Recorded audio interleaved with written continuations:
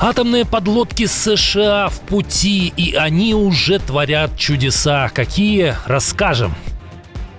Горят военные заводы и НПЗ. Точные удары в ответ по гражданским. Август – месяц дефолтов. Российское правительство снова не смогло заплатить по счетам.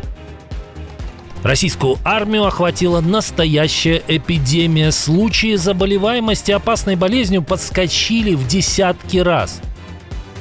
Чуть не сорвал выступление Путина. В окружении Лукашенко выявлен опасный русофоб. И многое другое. Самые важные и срочные новости. Эксклюзивные подробности вы смотрите информационный выпуск «Нехта». Оперативно о событиях в Украине, России, Беларуси и мире. Раньше и понятнее других. Все, что нужно знать сегодня. Трамп подтвердил журналистам: то, что он написал в соцсети накануне, не было просто словами. Он в самом деле отдал приказ на выдвижение 2 атомных субмарин в ответ на угрозы Дмитрия Медведева. Да, нам пришлось это сделать. Нам просто нужно быть осторожными. Была угроза, и мы посчитали ее неуместной. Поэтому мне приходится быть очень осторожным. Я делаю это ради безопасности наших людей. Угрозу нам выдвинул бывший президент России, и мы собираемся защитить наших людей. Дональд Трамп первоначально написал в своем посте, что подлодки будут размещены в соответствующих регионах. Позже в интервью каналу Newsmax он уточнил, что они будут находиться ближе к России. Пока российские военные эксперты гадают, куда конкретно направились американские субмарины – в Средиземное море, в Арктику или на Дальний Восток, кремлевские пропагандисты набрали в рот воды. Да и Медведев третий день ничего не пишет в своем телеграм-канале, тоже залег на дно. Как думаете, что случилось с Дмитрием Анатольевичем? Обязательно пишите в комментариях. Украинские дроны нанесли ряд успешных ударов по военно-промышленным объектам агрессора. Прости, Господи, за мат. Горит, боже. Ё-моё! В очередной раз дроны атаковали Новокуйбышевский НПЗ неподалеку от Самары. Над заводом поднялся огненный столб. В Пензе были поражены радиозавод и электроприбор.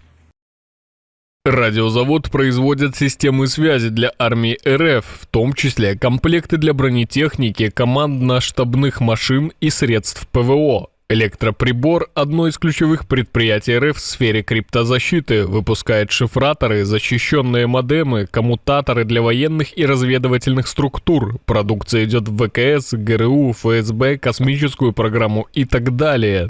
Несмотря на видео очевидцев, местные власти настаивают, все беспилотники были сбиты.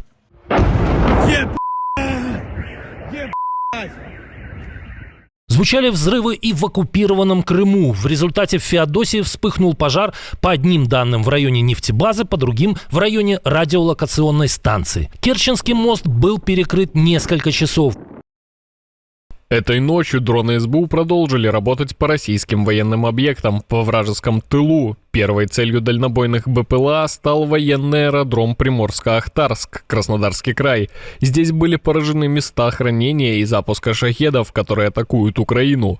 После прилетов дронов в СБУ в районе аэродрома возник пожар. Гремело и полыхало в Липецке, Таганроге, Рязани. Там зафиксирован пожар в районе НПЗ. Москва продолжает террористическую практику. В субботу, 2 августа, российская армия нанесла удар по рынку в Дружковке Донецкой области. И это в момент, когда там находилось много людей. В городе прогремело до 10 взрывов. Начальник Донецкой областной гражданской администрации Вадим Филашкин сообщил, что в результате массированной дроновой атаки на Дружковку ранены по меньшей мере 5 человек. Повреждены 2 дома, рынок, магазин и административное здание. Уничтожено несколько автомобилей. Этот обстрел – очередное напоминание, что каждый, кто до сих пор остается в Донецкой области, подвергает себя смертельной опасности. Будьте ответственными, эвакуируйтесь своевременно. Еще одной целью российских беспилотников стал Славянск, также в Донецкой области. В Харьковской области обстрелам подверглись Балаклея и Изюм. Плохие новости для Кремля. Один из крупнейших экспортеров российской нефти не только отказался от российского черного золота, а уже нашел ему замену. Крупнейший НПЗ Индии закупил миллионы баррелей у США и Объединенных Арабских Эмиратов, сообщает Bloomberg. По данным агентства, компания Indian Oil Corporation приобрела не менее 5 миллионов баррелей американской нефти, а также получила 2 миллиона баррелей сырья из ОАЭ. Мы рассматриваем рост активности Индии на рынке как шаг к диверсификации поставок и снижению зависимости от российских объемов.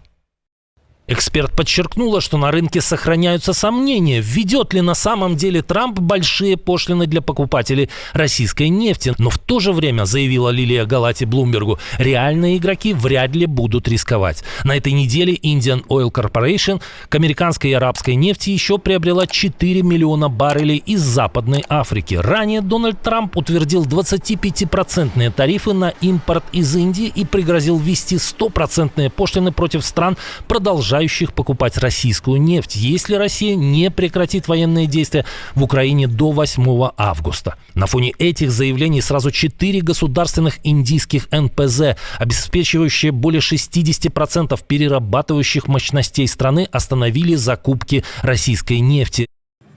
Я так понимаю, Индия больше не будет покупать нефть у России, так я слышал. Не знаю, правильно это или нет, но это хороший шаг. Посмотрим, что из этого выйдет. Индия до 2022 года почти не покупала российскую нефть, но после начала полномасштабной агрессии стала наращивать поставки и теперь является вторым после Китая покупателем этого сырья у Москвы. Отказ Индии от российского черного золота может сильно ударить по казне и по возможности вести войну. Что думаете об этом? Пишите в комментариях. Не успел наступить август, а в России случился новый дефолт, пока невыполнение обязательств коснулось только программы долгосрочных сбережений. ПДС была запущена 1,5 года назад и была призвана привлечь деньги населения на фондовый рынок. Государство обещало в течение 10 лет доплачивать гражданам за участие. Очередной транш правительства, уверовавшим в эту программу гражданам, должен был поступить до 25 июля, но обещанных денег люди не получили. А в сумме это 51 миллиард рублей. В Минфине успокаивают. В настоящее время ведется работа по техническому выделению средств из федерального бюджета на осуществление софинансирования. Денежные средства поступят на счета граждан до сентября 2025 года. Бывший заместитель министра финансов, а ныне оппонент российских властей Сергей Алексашенко ставит диагноз. Дефолт – это неисполнение обязательств по платежу. Всем памятен дефолт 1998-го. И вопрос о том, когда случится очередной дефолт, регулярно задается в различных интервью. Хочу вас успокоить. Просили дефолт? Получайте. Кстати, Сергей Алексашенко относится к числу осторожных критиков и долгое время считал, что у режима Путина ресурсов хватит надолго, несмотря на санкции. Алексашенко подчеркивает, что сумма мизерная на фоне ежемесячных расходов бюджета в 3,5 триллиона. Но, видно, и такую мелочь, как 51 миллиард, уже не так легко найти на фоне растущей бюджетной дыры.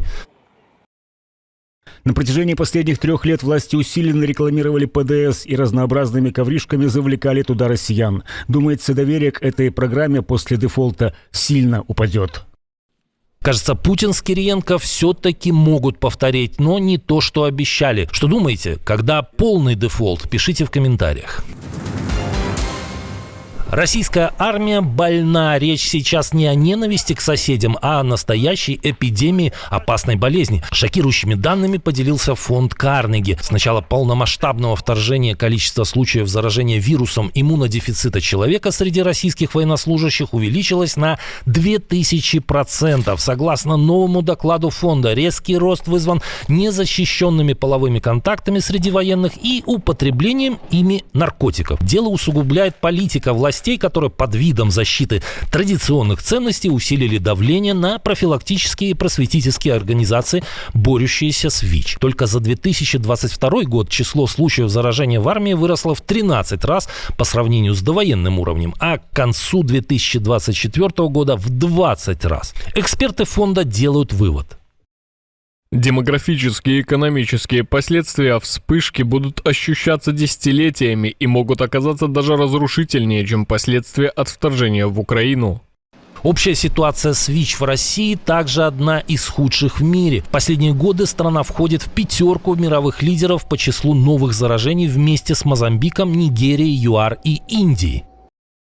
Нет объективных причин, почему ВИЧ снижается по всему миру, но продолжает расти в России. Это связано исключительно с политическими решениями. Такие выводы делают эксперты фонда. А что думаете вы? Что раньше убьет российскую армию? Действия украинских защитников или водка, наркотики и болезни? Обязательно пишите в комментариях. Главный русофоб в окружении Лукашенко найден. Дошло до того, что он стал мешать Путину говорить. Этого агента вывела на чистую воду пророссийская блогерша, живущая в Беларуси, Эльвира Мирсалимова. А речь, между прочим, о любимце Лукашенко. Хрюкающая собака в кадре, на мой взгляд, нивелирует значимость этой беседы в столь духовном для нас православном месте, а также, как мне кажется, принижает произносимые Владимиром Путиным важные и значимые для нас слова и смыслы. 1,5 года назад Мирсалимова провела пару дней в изоляторе и, похоже, после этого опасается выпадов против лично Лукашенко, зато осмелилась, как бы это сказать поприличнее, покритиковать его собаку. По совпадению, пропагандистский орган режима проехался по другой стороннице русского мира Ольге Бондаревой. Змагарами можно и нужно называть не только представителей оппозиции, но и тех, кто постоянно с кем-то яростно борется уже под национальным флагом и якобы с благими намерениями. «Минская правда» выдала видеосюжет с привычной критикой представителей демократической оппозиции, но по ходу пнув и известную пророссийскую доносчицу. Бондарева позволяет себе не только критиковать чиновников Лукашенко, но и членов его семьи. Хотя в случае с Бондаревой речь шла не о любимой собаке диктатора, а о его невестке. Бондарева, как Мирсалимова, уже знакомилась с условиями быта в лукашенковском СИЗО. Похоже, ей намекают на повторение процедуры. Кстати, только за последних пару месяцев силовики перехватали активистов пророссийского молодежного объединения в Мозыре и пророссийских религиозных сектантов в Гродненской и Брестской областях. Похоже, крепкий хозяйственник одной рукой просит у Путина очередные миллиарды, а другой выкорчевывает агентов русского мира. Так может, в команде Лукашенко не Умка главный русофоб, а его хозяин? Что думаете? Пишите в комментариях. Отдельное спасибо за то, что досмотрели до конца. Спасибо за ваше доверие. Жду развернутых комментариев, лайков и репостов. Это важно для того, чтобы нас становилось больше. На этом пока все. Доброго вам вечера. До новых встреч и хороших вам новостей.